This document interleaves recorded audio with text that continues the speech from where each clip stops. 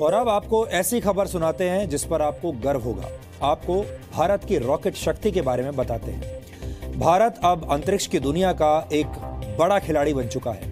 भारत का लोहा अब पूरी दुनिया मानती है क्योंकि भारत ने ये मुकाम अपने वैज्ञानिकों के दम पर हासिल किया है।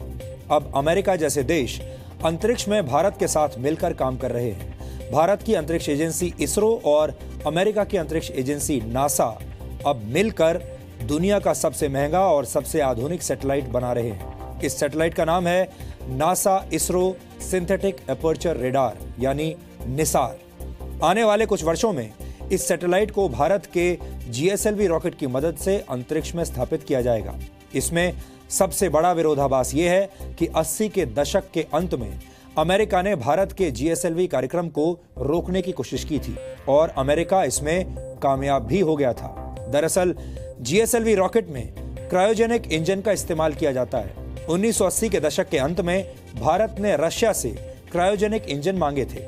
रशिया 230 करोड़ रुपए में भारत को यह इंजन देने के लिए तैयार भी हो गया था, लेकिन तब अमेरिका ने इसरो पर पाबंदी लगा दी और रूस को यह इंजन देने से रोक दिया। अमेरिका को शक था कि भारत क्रायोजेनिक इंजन तकनीक का इस्तेमाल अपने मिसाइल कार्यक्रम में कर सकता है। इसके बाद भारत ने स्वदेशी तकनीक पर आधारित क्रायोजेनिक इंजन बनाने का फैसला किया और आखिरकार वर्ष 2010 में भारत को इसमें कामयाबी मिल गई। आज भारत के पास अपना खुद का क्रायोजेनिक इंजन भी है और Bharat missile technology control regime का सदस्य भी है। और अब 5 जून को भारत GSAT-19 सैटेलाइट को GSLV Mk3 रॉकेट की मदद से अंतरिक्ष में स्थापित करेगा। ये GSLV Mk3 की पहली डेवलपमेंटल फ्लाइट होगी। GSLV Mk3 रॉकेट में CE-20 क्रायोजेनिक इंजन का इस्तेमाल किया गया है जो पूरी तरह से स्वदेशी है, भारत में बना हुआ है। GSLV Mk3 भविष्य में भारत के अंतरिक्ष यात्रियों को भी ले जाने में सक्षम होगा। स्वदेशी तकनीक पर आधारित क्रायोजेनिक इंजन से उड़ने वाले GSLV रॉकेट ने ही 5 मई को साउथ एशिया सैटेलाइट को पृथ्वी की कक्षा में स्थापित किया था। वर्ष 2021 में GSLV रॉकेट भारत और अमेरिका के संयुक्त satellite NASA ISRO synthetic aperture radar को लेकर उड़ेगा और यह भारत के लिए गर्व का एक और लम्हा होगा। निसार को दुनिया का सबसे महंगा सैटेलाइट कहा जा रहा है। यह सैटेलाइट हर हफ्ते पृथ्वी की तस्वीरें खींचेगा। यह इतना शक्तिशाली होगा कि इसकी मदद से जमीन के नीचे की टेक्टोनिक प्लेटों, बर्फ की परत, कृषि योग्य जमीन और जंगलों में आने वाले जरा से बदलाव को भी पकड़ा जा सकेगा। यानी जो अमेरिका किसी जमाने में भारत को अंतरिक्ष की तरफ देखने भी नहीं देता था, वो आज भारत के साथ कंधे से कंधा मिलाकर अंतरिक्ष को निहार रहा है। इतना ही नहीं, 1999 में कारगिल युद्ध के दौरान अमेरिका ने भारत को GPS से जुड़ा डेटा भी देने से इनकार कर दिया था। इस डेटा की मदद से भारत आतंकवादियों और पाकिस्तानी सैनिकों की असल स्थिति का पता लगाना चाहता था, यानी उनके लोकेशन के बारे में पता लगाना चाहता था। उस घटना के 17 वर्षों के बाद अप्रैल 2016 में भारत ने अब अपना खुद का स्वदेशी नेविगेशन सिस्टम विकसित कर लिया है। यानी अंतरिक्ष की दुनिया में भारत अब पूरी तरह से आत्मनिर्भर देश बन चुका है। अंतरिक्ष में भारत की स्थिति अब इतनी मजबूत हो चुकी है कि अब अमेरिका भारत के साथ मिलकर अर्थ मॉनिटरिंग सैटेलाइट बना रहा है।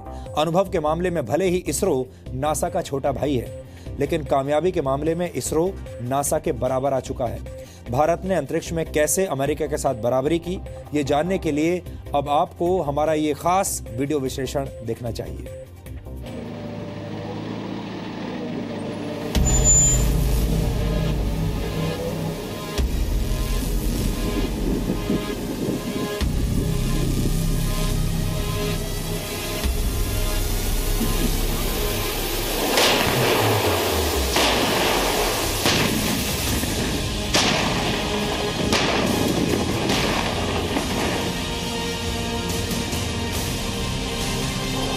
जब कारगिल की ऊंची ऊंची पहाड़ियों में छिपकर दुश्मन भारत पर वार कर रहा था, तब भारत ने अमेरिका से मदद मांगी।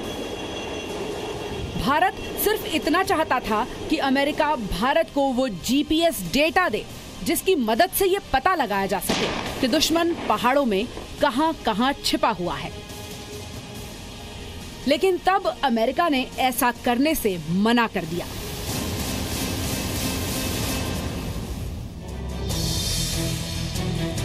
भारत रूस से क्रायोजेनिक इंजन तकनीक हासिल करना चाहता था ताकि कम खर्च में भारी सैटेलाइट्स को अंतरिक्ष में पहुंचाया जा सके।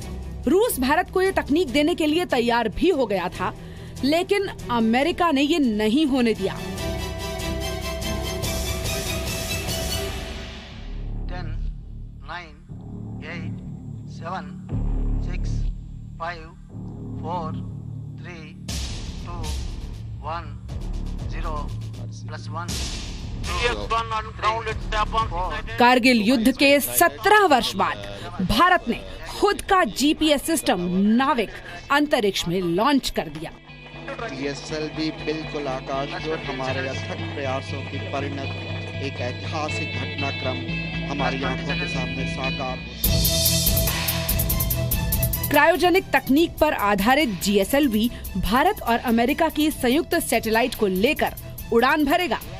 यानी भारत ने हर बार दुनिया को ये बता दिया कि जितनी बार दुनिया हमारे वैज्ञानिकों के लिए दरवाजे बंद करेगी, हम अपने लिए नई राह तलाश लेंगे।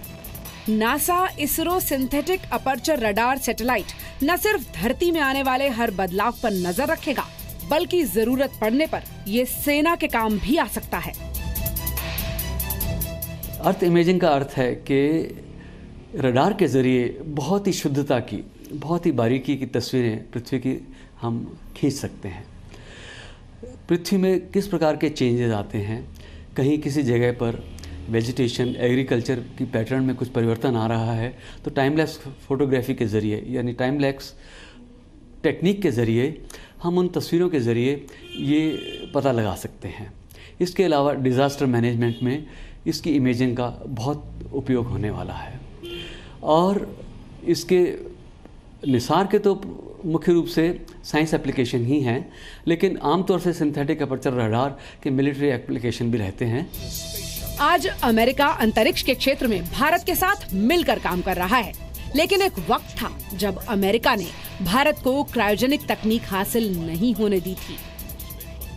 अमेरिका को डर था कि भारत इसका इस्तेमाल लंबी दूरी की मिसाइल बनाने में कर सकता है, लेकिन आज करीब 2 दशक के बाद भारत के पास लंबी दूरी की मिसाइल भी है और क्रायोजेनिक तकनीक पर आधारित GSLV रॉकेट भी। एक ज़माने में जब अमेरिका ने क्रायोजेनिक तकनीक हमें देने से मना कर दिया था और रशिया पर भी दबाव डाला गया था कि वो क्रायोजेनिक तकनीक हमें ना दे, और आज इंडिया ने वो क्रायोजेनिक तकनीक न केवल बना ली है बल्कि हमने कामयाबी के कई झंडे भी गाड़ दिए हैं। तो अब उसी GSLV से, जियो सिंक्रोनस लॉन्च व्हीकल से ये सैटेलाइट लॉन्च होगा, जिसे हम निसार इसको नाम दिया गया। इसकी तकनीक जो है क्रायोजेनिक इंजन में ये -238 डिग्री फ़ारेनहाइट पर उसका तापमान होता है, जिस पर ऑक्सीजन और हाइड्रोजन गैसें जो हैं वो तरल बन जाती हैं और इस लॉन्च व्हीकल को इतनी गति देती हैं कि वो रॉकेट जो है 4.5 किलोमीटर पर सेकंड की स्पीड से उड़ान भरता है। तो ये अपने आप में एक बहुत जटिल तकनीक है। GSLV रॉकेट में जिस क्रायोजेनिक तकनीक का इस्तेमाल किया जाता है वो भारी पेलोड ले जाने में तो सक्षम है ही, इससे सैटेलाइट लॉन्च करने में खर्च भी कम आता है।